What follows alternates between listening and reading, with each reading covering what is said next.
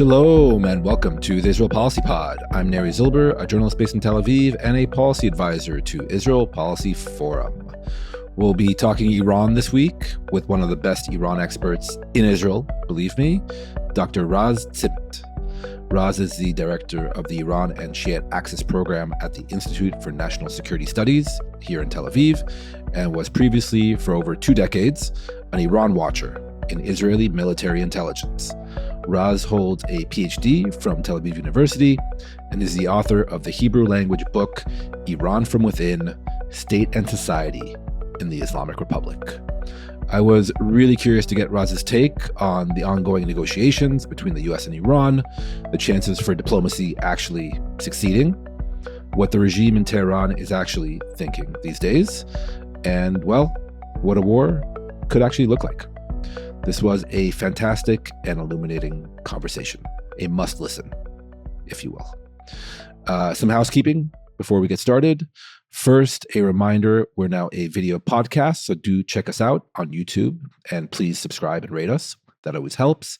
Second, Israel Policy Forum has a new report out titled Disarming Hamas, a Framework for Lasting Security, authored by IPF senior policy analyst Dan Rotem and Celine Touboul, the co-CEO of the Economic Cooperation Foundation and a close friend as well. So do check out that report on that critically important topic on IPF's website. And finally, and most importantly, Ramadan Kareem to all of our many listeners all over the world who are celebrating this upcoming month. You know who you are. With that, let's get to Raz Zimmt.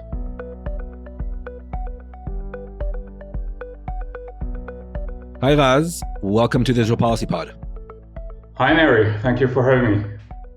It's really my pleasure, Raz, and a long time coming.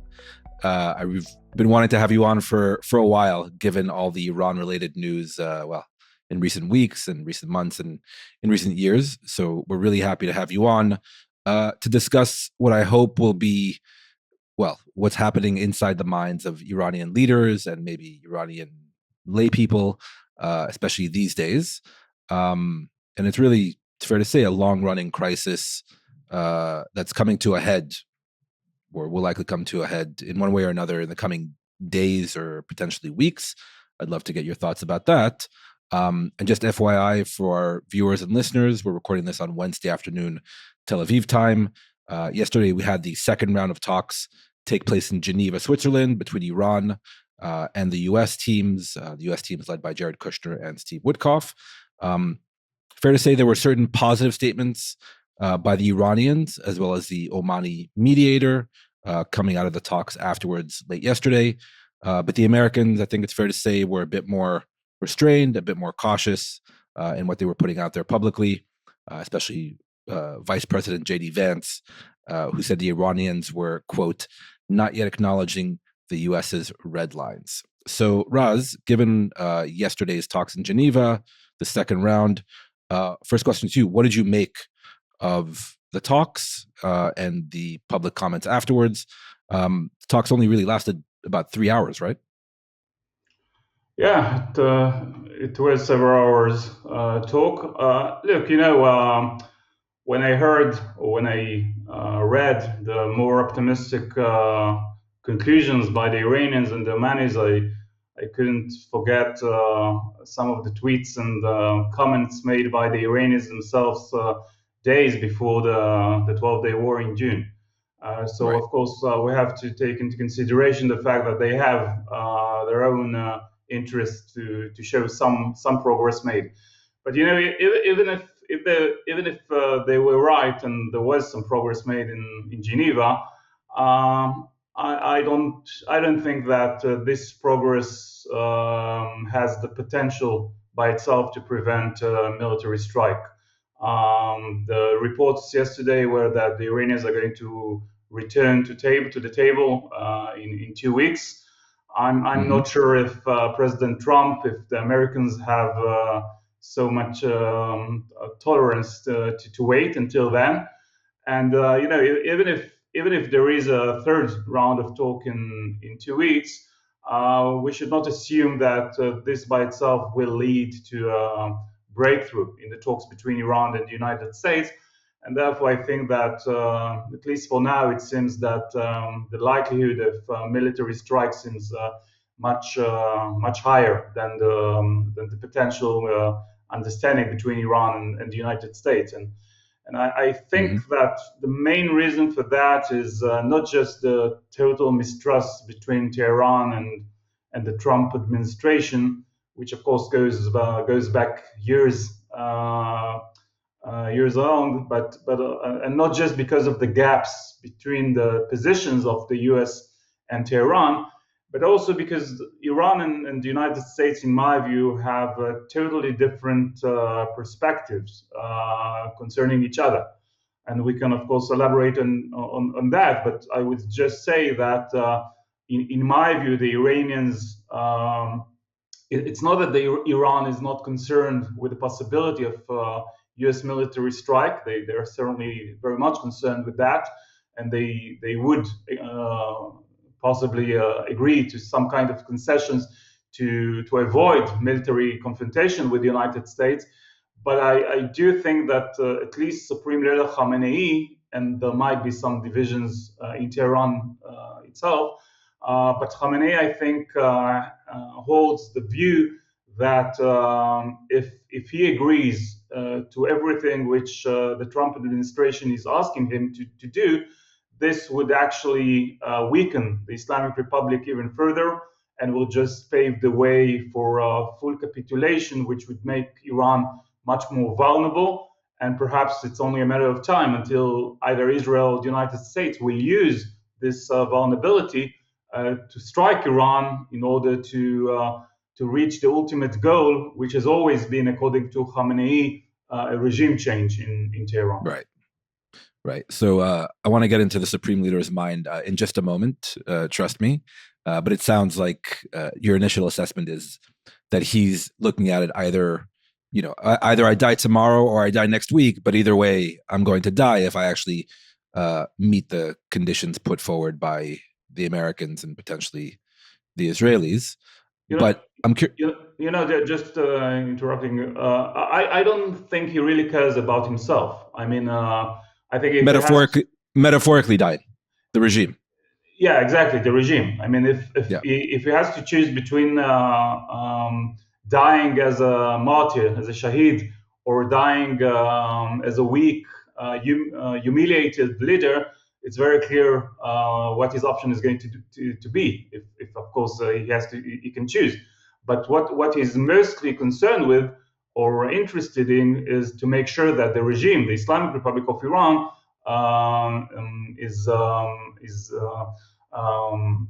continues to live, even if he himself doesn't survive. Right. And also we have to remind our viewers and listeners, he's already, 86 years old? Okay. So he has a lot less to lose than maybe someone much younger. But again, we'll get to him in just a moment. In terms of the talks yesterday, Raz, do we know what they actually discussed in those couple of hours? I mean, was it strictly the nuclear file? Was it other issues like ballistic missiles, like proxies? I mean, the sense from Iran experts, like proper experts as yourself and others, is that there may be scope for a deal on the nuclear issues, but getting the other stuff included in any kind of deal would be very difficult. Right. Look, I assume that the Americans might have tried to raise the other issues as well, the ballistic missiles and the proxies. But I think that one of the things which is very clear to me is that there is no room for any flexibility on the Iranian side concerning any other issue rather than the nuclear issue. And so my guess is that even if the Americans were trying to put the other issues, most importantly the ballistic missiles, on the table, the reaction they probably got is no way. We're not going to discuss the only deterrence capacity we have. And by the way, if I were an Iranian, I would certainly agree with that. I mean, We are talking after more than 2.5 years since the October war in Gaza, the regional war. The network of proxies is weaker than ever. It's certainly not out, but it's down. The main element or the main component of this network of proxies, Hezbollah, is actually a shadow of the Hezbollah we knew for many, many years. So Iran knows very, very well that it can't use Hezbollah as a deterrence against Israel. The nuclear file, although I certainly don't agree that the nuclear program was obliterated, but certainly the 12-day war managed to degrade very significantly Iran's nuclear program. And so the only tool which the Iranians still have to deter Israel, not just Israel, of course, Israel and its rivals in the region, and also to retaliate in case of a military intervention against Iran, is their ballistic missiles. It's not that they have a very efficient, to say the least, air force they can use. So it's Right. it's very clear that most of the talks, at least from the Iranian point of view, were to discuss the nuclear issue, and actually the involvement by the Director General of IAEA, Rafael Grossi, in Switzerland, can also be served as an indication that the talks were mostly about the nuclear issue. Right. And just a reminder, IAEA is the UN nuclear watchdog, which is supposed to inspect and verify things like Iran's nuclear program. And just a final question, Raz, about the talks yesterday. It sounds to me like you're, shall we say, less skeptical or less convinced that a week or two more will be given ahead of any third round. In other words, we at least initially thought that, okay, they met for the second time, even if briefly, and that there may be a potential third round in 2 weeks when Iran has to come back and answer a few questions or put forward a proposal of its own to the American team. You're not that confident there potentially could be a third round. Right. I think that my sense is that Trump and the American administration has reached a conclusion, or perhaps is very close to reach a conclusion that this is decision time. I mean, Trump actually made a decision last month to strike Iran. It was very, very close to that. And then he was convinced that the military presence, the U.S. military presence, a few weeks ago was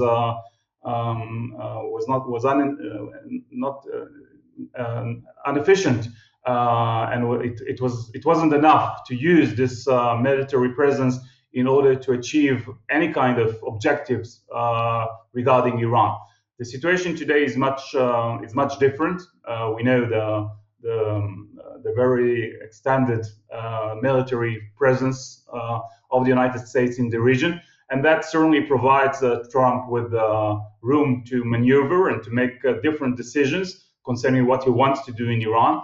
And I just don't get the sense that he's ready to give the Iranians weeks, or certainly not months, in order to make a decision. I mean, the prospects for reaching a very good deal from the U.S. point of view seems very, very slim. I mean, it's either that the Iranians will not be able, or will not be willing to make the concessions Trump demands them to do, or that they will demand a much more significant sanctions relief, which I'm not sure Trump is ready to give them. And again, it goes back to what I said before about the different perspectives, because from the U.S. perspective, my sense is that the Americans have reached the conclusion that the Iranian regime and the Islamic Republic is facing its weakest phase since 1979, since the Islamic Republic revolution, and this is the right time to demand Iran to, I would say, full capitulate to what the Americans are actually demanding. And even if the Iranians are ready to give some concessions, then the only thing the Americans should give them in return is just not to strike them.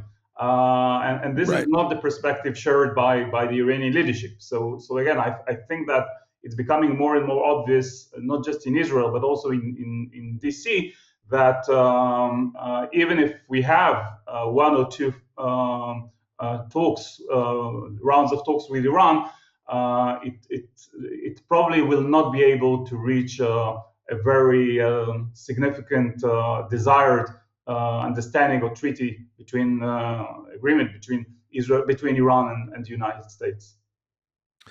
And we also saw, well, really over the past 24 hours, dozens of additional American fighter jets and refuelers and the like moving, eastward towards the Middle East. Quite striking for all those kind of open source analysts that track these kinds of things. And we should also remember the Gerald Ford, another U.S. Aircraft carrier strike group, is on its way and could potentially arrive in the region in the coming days, we imagine.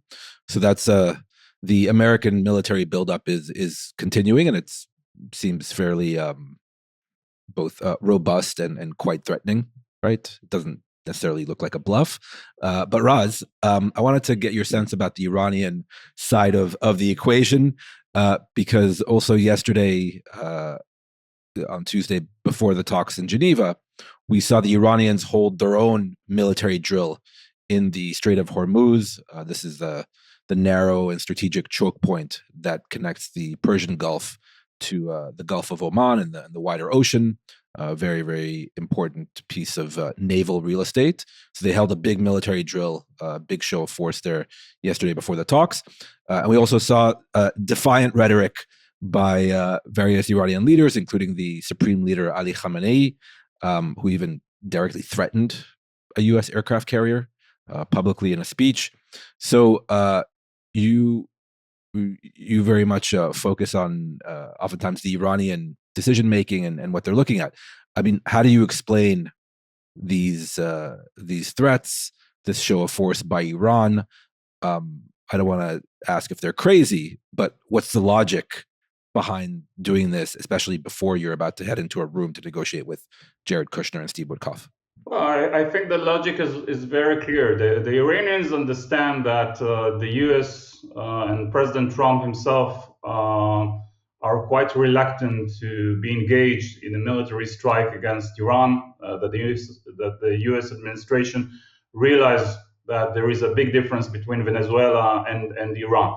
And they would assume, and I'm not sure that they are mistaken, that Trump, even if he decides to go on a military strike, what he would like to see is a very swift, as less risky as possible, unexpensive as much as possible, and certainly not a military strike which would have the potential of causing not just damage but also cause casualties within U.S. forces in the region. So the Iranians are aware of that, and therefore their main objectives right now, through their threats, including the threat made by Supreme Leader Khamenei that any kind of war with the United States will become a regional war, and all the drills we've seen in the Persian Gulf aim to relay this message.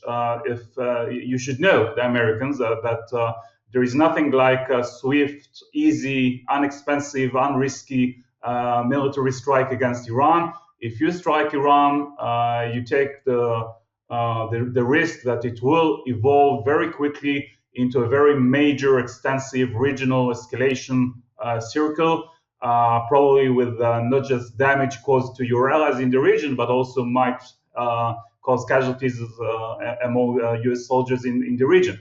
And I think that they still believe that those kinds of threats and drills might be successful in convincing Trump that the risk of choosing the military option is just too high for him to make, and that might encourage Trump to decide and to give diplomacy a chance. But again, I'm not sure if that's the way Trump is looking at things currently. Right. So it's a form of deterrence. They're trying to push back against the U.S. military buildup and against Trump's own coercion or attempts to coerce Iran. Let me ask this slightly differently, Raz. Do you think the Iranians, including the supreme leader, actually believe their threats? Do you actually think they believe that they can cause this kind of damage to U.S. forces, that they can successfully shut down and close the Strait of Hormuz, that they can successfully ignite the entire region? I'm not sure if they think that they can shut the Hormuz Straits, for example. I think they assume that this would be a step too far, which would make the Americans, and perhaps not just the Americans, interfere in a way which won't allow the Iranians to continue with that. But I certainly believe that the Iranians are thinking that they have the capability to complicate things for the Americans and to make any kind of confrontation much longer, much more expensive, much more bloody. And this by itself could convince the Americans to accept a ceasefire as fast as they can. I mean, even after the 12-day war, what the Iranians were telling not just themselves but to everyone they wanted to listen is that we actually won the war because the Israelis and the Americans fought against us for 12 days. And at the end of the day, despite the surprise, despite the few hours of initial attack by Israel, killing the top generals and 10 to 20 nuclear scientists, we managed to recover very quickly. And at the end of the day, we managed to fight both the United States and Israel and to survive, which is perhaps the most important point. So from the Iranian point of view, if they can just survive, if they can just prolong the war until the Americans reach the conclusion as they reached in Yemen after a few weeks of military confrontation against the Houthis, that it's just not worth all the resources and the casualties. That by itself might be considered as a victory by the Iranians, and that's what they aim to achieve. Right. So almost, despite Iran being a proper country and a nation state, it's almost asymmetric warfare. You raise the cost enough to the U.S. and perhaps Israel or others to shorten the war as much as possible. Yeah, and at the end of the day, like I said, survive. Exactly, and at the end of the day, if they manage to present the Iranian regime surviving this attack, even if without Supreme Leader Khamanei, and if they go back after the war and say we survived this war, we still have our nuclear program, we still have our ballistic missiles, we will recover all the damage caused by the Americans. This by itself could be certainly considered as a kind of a victory. Perhaps not in U.S. or Israeli eyes, but from their perspective, that might be considered as a victory. Right. We'll get back to that potential scenario in just a second, Raz. I wanted to take a step back and zoom out a little bit to end of December, almost 2 months ago, when this crisis began inside Iran, and really, as you mentioned earlier, really the most severe crisis for the Islamic Republic in maybe its entire 47-year history. Put this in context for us, if you could. I mean, not only why this crisis happened, I mean, we kind of have a sense that it was primarily economic, at least initially, but how the Islamic Republic views this current moment, given, if correct, that this is the most severe crisis point in its entire history. Yeah, I mean, even before the brutal suppression of those protests, I would argue that it was the weakest point of the Islamic Republic, and that's not just because of it was not because of the number of the protesters in the streets or or the fact that it was in a few hundreds of towns and cities all over Iran. But it was just 6 months after the Islamic regime itself said, look, actually during the 12-day war, we managed to mobilize, to rally the Iranian population around the flag. And then just 6 months afterwards, we see another wave of protests. Now, if we look at what happened in Iran since the end of 2017, we've seen that the time between different waves of protests in Iran become shorter and shorter, and the waves of protests become more violent, more spread all over Iran, more radical. It's not like people at the beginning try to compare the recent wave of protests to the so-called Green Movement of 2009 after the alleged after the reformists argued in Iran that Ahmadinejad should not have won the presidential elections, and the elections were reached. But there is a very big difference between 2009 and what we've seen in recent years, because back in 2009, it was not about regime change in Iran. The demand made by the majority of the protesters back then was to have another round of elections and to try and repair the Islamic Republic from within.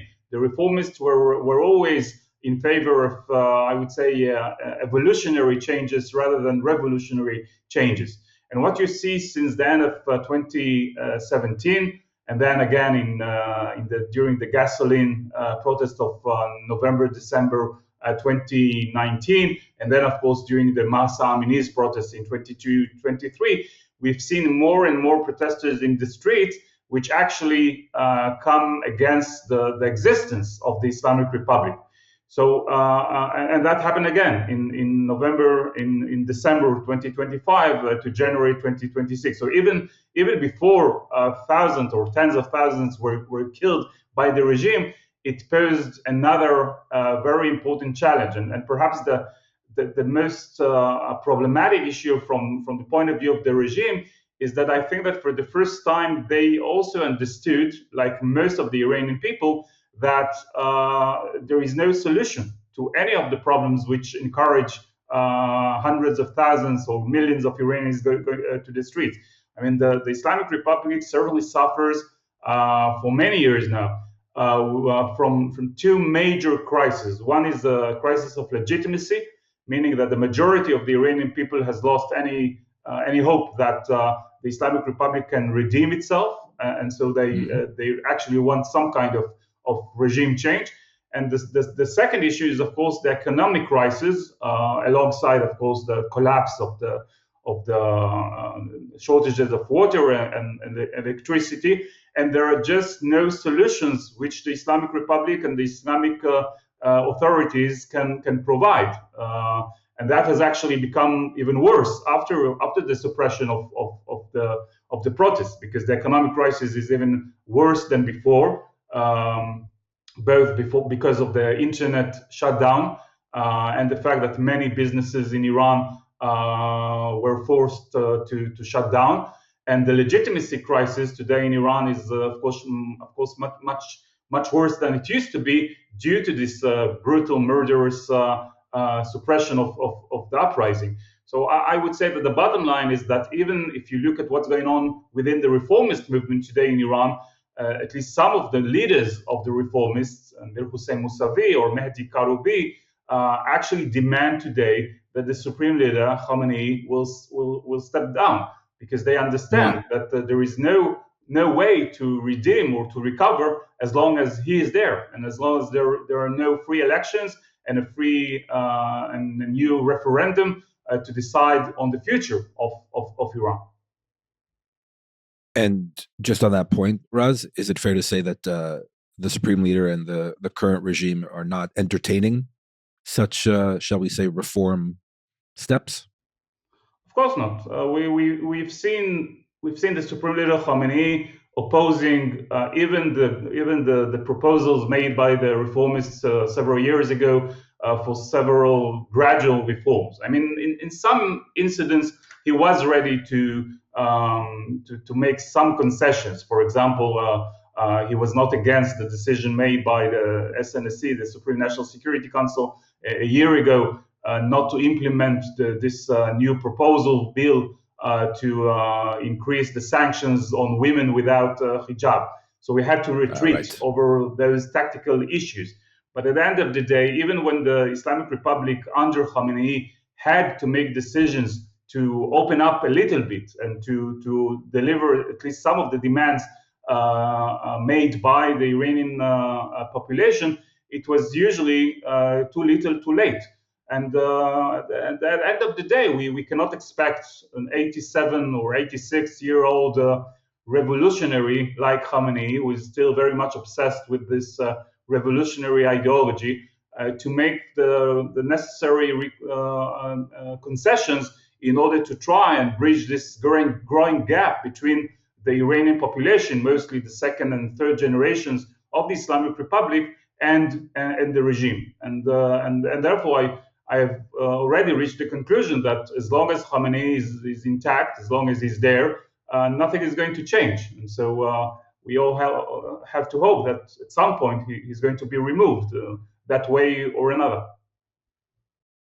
Very interesting. And the example or precedent that Khamenei has from his mentor and the original founder of the Islamic Republic, Khomeini, where he famously or infamously said that he had to drink the poison chalice and agree to a ceasefire with Iraq in the late 80s after 8 years of war.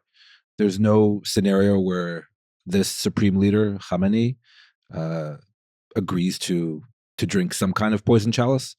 Or in his mind, has he already drunk it in the past and it wasn't worth it? So he is ready to make some concessions. I mean, he was ready to make significant concessions back in 2013 to 15, when he first gave the instruction or gave his willingness to negotiate with the Great Satan, with the United States, which was a taboo in Iran for many, many years, and to make some concessions over Iran's nuclear program. But I think that President Trump's decision in 2018 to withdraw from the JCPOA in a way strengthened his narrative and his belief that no matter what he does, at the end of the day, the United States should not be trusted, and that even if he is ready to make some concessions, tactical concessions, this will not change the U.S. administration determination to pave the way for regime change. And therefore, I do think, and it goes back to what we discussed before, that from the perspective of Khamenei, if he has to choose between taking the risk of another military confrontation with the United States and taking the risk of giving up his entire arsenal of missiles and nuclear capabilities, it's very clear to me that he will take the risk of a military confrontation with the United States, because it's not a question of whether to drink the chalice of poison, but which poison he has to drink. And I think that at the end of the day, he rather choose to drink a poison which would not be considered as his final capitulation to the United States at this point. Yeah. So roll the dice, take his chances with the war, as opposed to any kind of concessions that he may view as existential for the regime. Israel Policy Forum is a policy organization rooted in the Jewish community. Our mission is to build support for a secure, Jewish, democratic Israel through a viable resolution to the Israeli-Palestinian conflict, advancing pragmatic U.S. policy towards the conflict, U.S.-Israel relations, and regional diplomacy among policymakers and community leaders. We promote policy measures endorsed by credible security experts, develop analysis and commentary, and convene programs that engage and educate leaders across the political, denominational, and generational spectrums. Our Young Professionals initiative, IPF at TEED, works to elevate the discourse among next-generation leaders by building community and facilitating engaging programs related to Israeli-Palestinian affairs. To learn more about our work, visit us online at israelpolicyforum.org and follow us on social media. If you rely on Israel Policy Forum for credible and nuanced analysis, please make a tax-deductible gift today at ipf.li/supportthepod or at the Support the Show link in the show notes. Raz, final two questions about the domestic situation in Iran. Number one, I mean, what's happening there at the moment? They're marking the 40-day mourning period for all those people, thousands of people that were killed during the protests in early January. I mean, is the country functioning? Is the internet open? What's happening in Iran at the moment, even on the brink of, say, a potential new war? The country is functioning, but I would use one of the descriptions of one Iranian sociologist who recently described the Iranian society as a traumatized society. And there were some reports what might happen in the 40th day of the protests in Iran, and whether we will see the resumption of protest in the streets. And I personally thought that while a new trigger, which could encourage millions or thousands or hundreds of thousands of Iranians back to the streets could happen any day. It doesn't have to be on the 40th anniversary. I would say that at least for now, the very extensive security environment in Iran and the very intense presence of security forces in different parts of Iran make it very difficult for the Iranians to go back to the streets. So yes, yesterday we had some reports about sporadic incidents mostly in the western parts of Iran, where ceremonies turned into a place for raising some slogans against Khamanei, and some clashes between the security forces and the population. But that doesn't seem to me right now that we are at the verge of the resumption of the protest in Iran. That might happen in the future. We have to, of course, to ask ourselves the question whether a U.S. strike on Iran might actually encourage the resumption of those protests in Iran. It's very difficult to predict. But even if it doesn't, I think it's only a matter of when such a trigger will appear. Because, as I said, that the basic problems the Islamic Republic are facing have actually become even worse. And so it's not a matter of if, but when. But we should not count on specific time when we should expect the Iranians to go back to the streets, because we have to be very honest. The last time they did that a few weeks ago, they were butchered by the security forces in Iran. So it's going to be very, very difficult to convince them to go back to the streets unless they really think and believe that there is a kind of horizon for a real change in Iran. Otherwise, I'm not sure if they will risk their lives again. So you beat me to my final question just on this issue of the internal or domestic situation in Iran. To the best of your knowledge, analysis, and understanding, how widespread was the murders, the butchering, the crackdown by the Iranian regime and the security forces on the protesters? We've seen estimates from thousands to tens of thousands. What do you think actually happened there? Look, it's very clear that it was the worst suppression since the establishment of the Islamic Republic. I mean, the number of protesters who were killed by the security forces during, I would say, less than 24 hours is bigger than the number of Iranian protesters who were killed in the entire revolutionary year between the beginning of the Islamic Revolution in January 78 and the victory of the Islamic Revolution in February 79. So it's very clear that it was very brutal. whether it was 10,000 or 15,000 or 20,000. I'm not sure if it's that important. Well, it's very important, of course, to know. But even if it's more like 10,000 rather than 30,000, it's still a very brutal suppression, which again provides another indication that the Islamic regime has no other alternative but to fight for its life. I mean, this is not the case of the Egyptian army, for example, which was willing and capable of making the transition from Mubarak to Morsi and then to Sisi.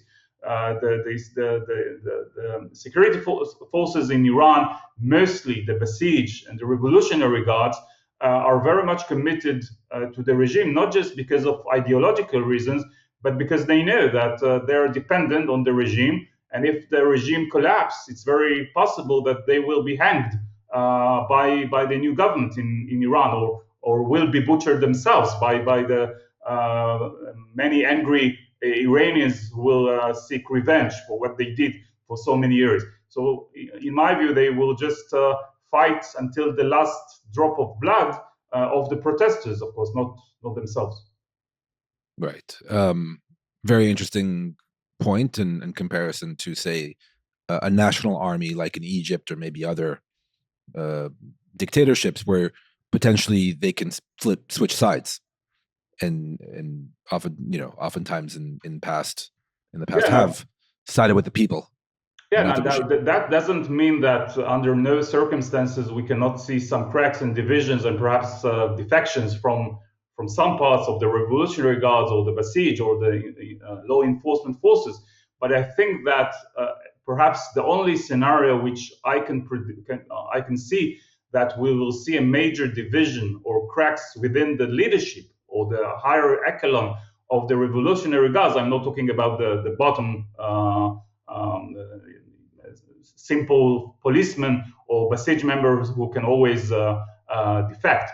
But when I speak about the high ranks of the Revolutionary Guard or the Basij, the only scenario which I can see some kinds of division is if they reach the conclusion under very severe circumstances that they have to choose between the survival of the regime, including themselves, and the survival of the supreme leader. If they have to choose between Khamanei and their own interests and their own survival, that might make a change. But as long as that doesn't happen, I don't see any scenario of which we will see some kind of coup d'etat taking place in Tehran.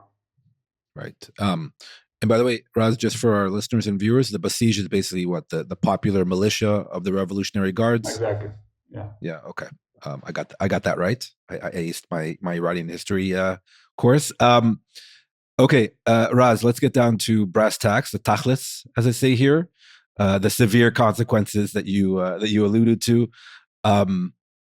If the negotiations go nowhere and diplomacy fails and we actually get a war, Donald Trump chooses to press the trigger, press the button. As somebody who knows Iran and the system there quite well, what do you think would be the most significant targets for the U.S. and or Israel to hit in any kind of future confrontation, i.e., centers of gravity, leadership, military, that would actually make a difference, and especially compared to last year, where for Israel it was, despite certain other, public comments by certain Israeli leaders to the contrary, it wasn't geared towards regime change, and it was very much geared towards, the nuclear program, the missiles, and various other kind of military systems last year. Yeah, the circumstances are totally different. While the Iranians thought that one of the main objectives of Israel back then in the 12-day war was to topple the Iranian regime, that was certainly not the case. The Israeli objectives were mostly to degrade Iran's nuclear program and Iran's ballistic missiles capacities. Yes, on the way, Israel also tried to undermine, to weaken the Iranian regime. We all remember the attacks against several headquarters of the Revolutionary Guards, the attack on Evin prison in Tehran. But that was, I would say, very sporadic, and it was certainly not part of the main goal of the war. This time, I would assume that one of the main objectives by the Americans would be to undermine the regime. And I'm particularly using this term and not a regime change, because I hope that the Americans understand that it's going to be almost impossible to change the regime in Iran just through an aerial military strike. At the end of the day, if you want to have a real regime change in Iran, you have to depend on millions of Iranians who will take part in this kind of change.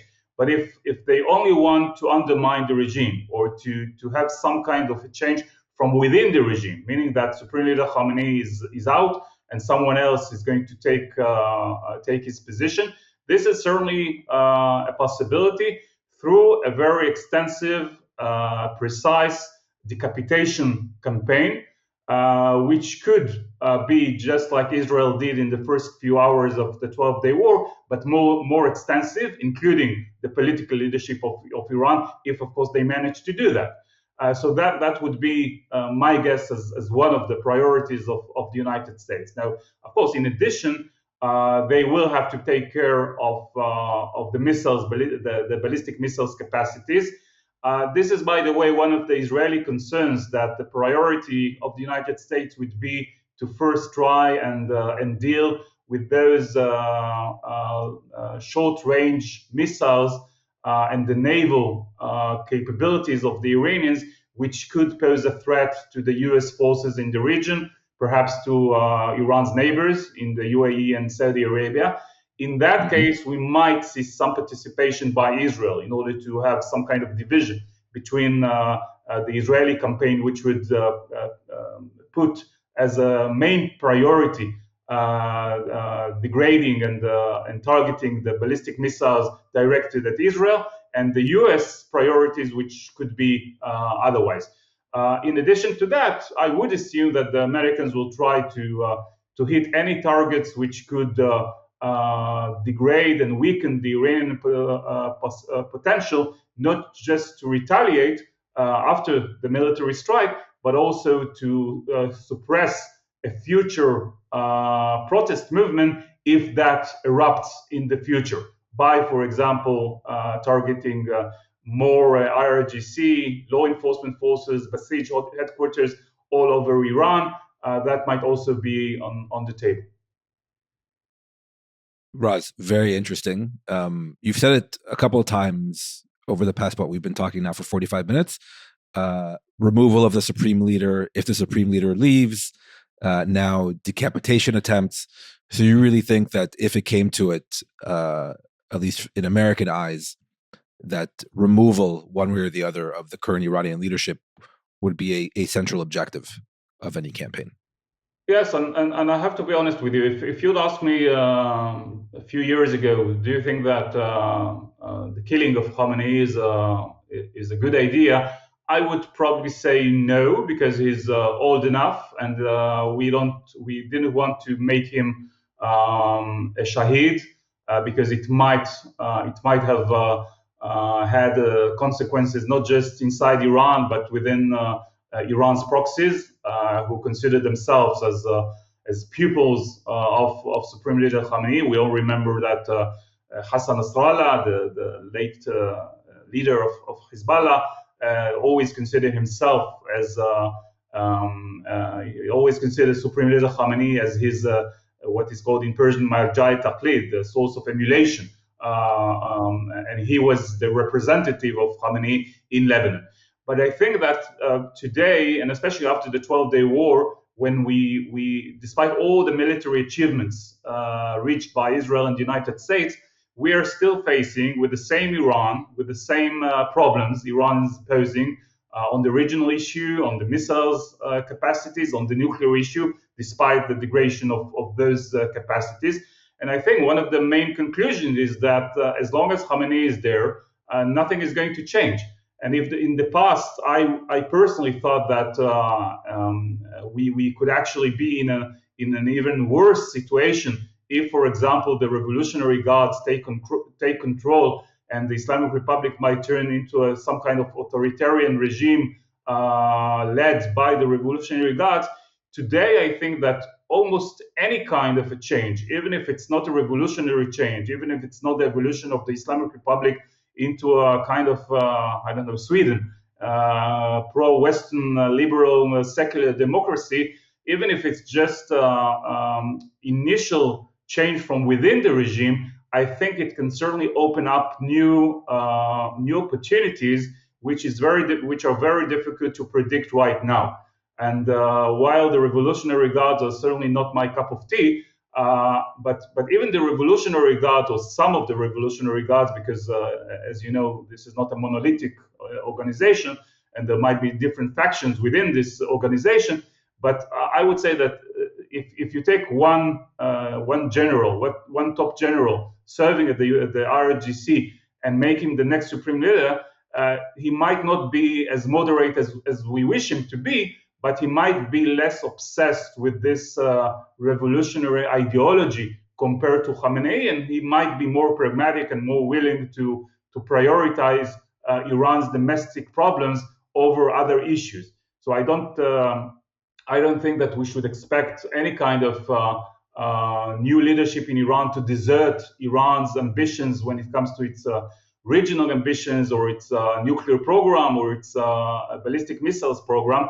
But I think that if we have even a slight change of the focus by the Iranians, this might open up new opportunities which could be used to make things better in the Middle East.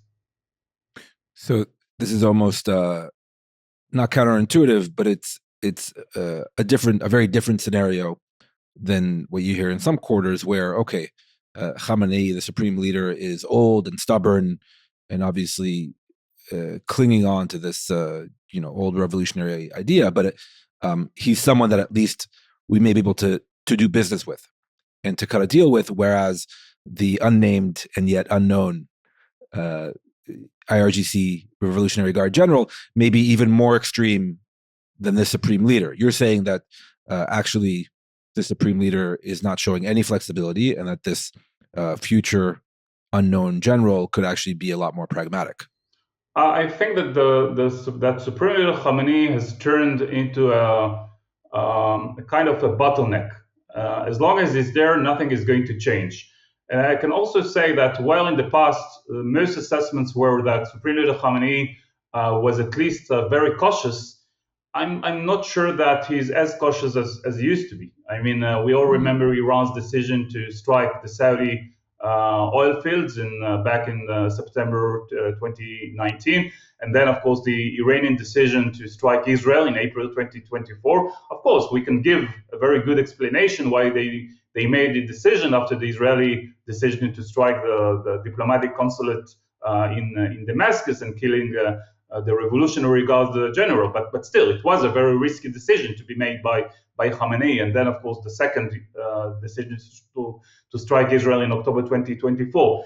And right. Now I think when you see the policy, both domestic policy, as we saw in the recent brutal suppression of the protest in Iran, but also the foreign policy, it's very clear that he's unable or unwilling to make the decisions which could pave the way for any kind of I wouldn't even say rapprochement between Iran and the United States, but any kind of stable kind of settlement between the two states.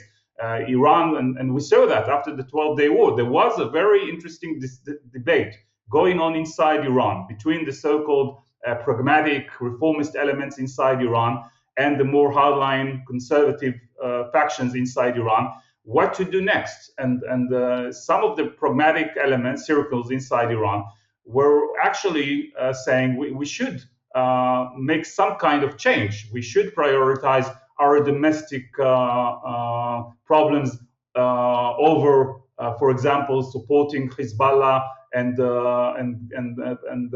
giving all those billions of dollars to support our proxies in the region.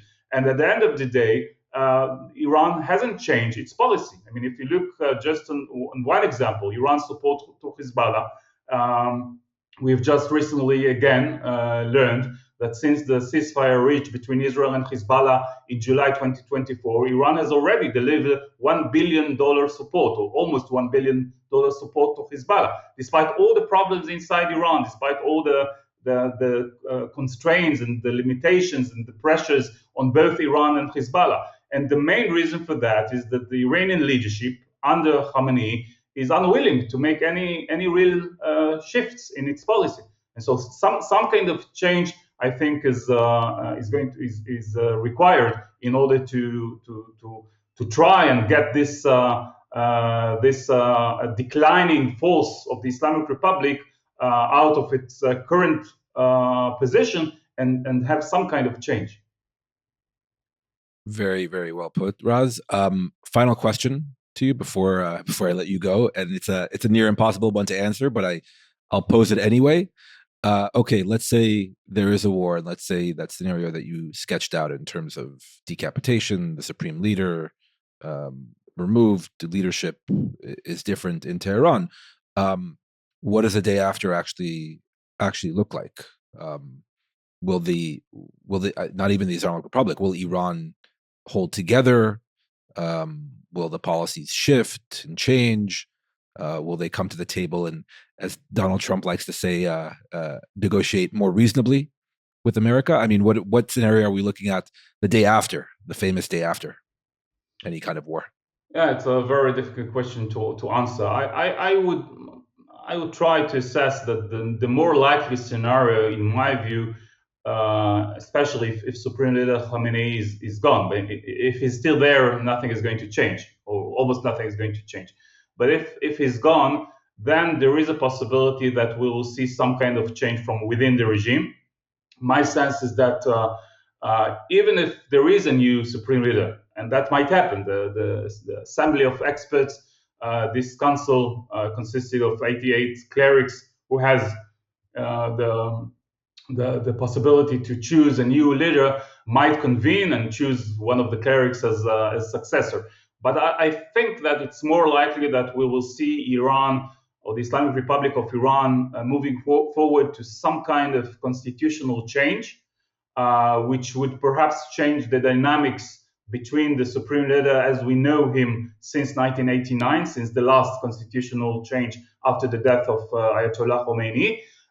We might see, for example, a weaker Supreme Leader and a stronger president coming from within the ranks of the Revolutionary Guards, and that might be this kind of evolution from the Islamic Republic as a religious theocracy ruled by the Wali Faqih, the high-ranking cleric, to a more military kind of governmental model. That's one option. Hopefully, it will be a kind of a transition until a more democratic, free elections or referendum are carried out by Iran, which might allow different players who were out of decision making in the many years of the Islamic Republic. They might go back and play a role in the new Iran. But I'm not sure if it's going to take. I think it might take quite a long time until we see stabilization of the situation. There are those who are very much concerned with the possibility that after the regime is gone, we might see Iran deteriorating into a chaos or civil war, and perhaps we will see some separatist tendencies in the regions populated by ethnic minorities, especially the Kurds or the Baluch or the Arabs. It can happen, I can't rule it out, but I think that unlike Libya or unlike Syria or Yemen, Iran has actually preserved more or less its territorial integrity since the beginning of the 16th century. So I'm not sure we should expect any kind of civil war. But yes, the Iranian society today I think is even more polarized than it used to be in the past, and we might see some period of time of domestic instability. Raz, you didn't disappoint. That was a terrific nearly hour. Really, really interesting. And, we'll have to wait and see what the coming days and weeks bring. But reading not only just between the lines, but also explicitly from what you said, this will come to a head one way or the other very soon. So on the other side of a war, we'll have you back to assess what's actually happening in Iran. Good. Thank you. It was a pleasure. Okay, thanks again to Raz Zimmt for his generous time and insight. Also, a special thanks to our producer, Jacob Gilman, our editor, Tracy Levy, and our assistant producer, Eden Jesselson, as always. And to all of you who support Israel Policy Forum's work, do consider making a donation to Israel Policy Forum so it can keep being a credible source of analysis and ideas on issues such as these that we all care deeply about, including this podcast. And most importantly, thank you for listening. Please subscribe and spread the word. And once again, Ramadan Kareem for all those celebrating.